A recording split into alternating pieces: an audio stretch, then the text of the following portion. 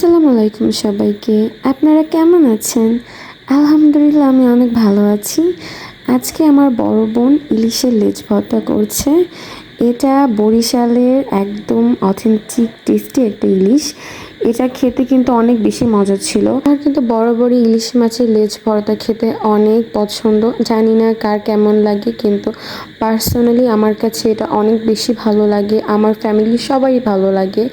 আর আমি এটা আমার শ্বশুরবাড়ির মানুষদেরকেও খাইয়েছি, তাদেরও এটা অনেক বেশি পছন্দের।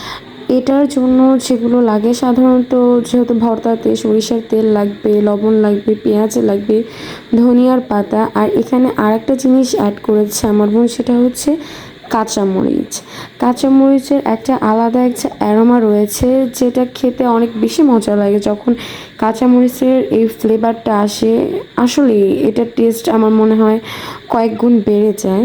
কোরবানি ঈদের পর মাংস খেতে খেতে যারা একদমই বোর হয়ে গিয়েছেন, তারা কিন্তু এটা চাইলেই তৈরি করে খেতে পারেন। এটা কিন্তু মুখের রুচিকে ফিরিয়ে নিয়ে আসবে।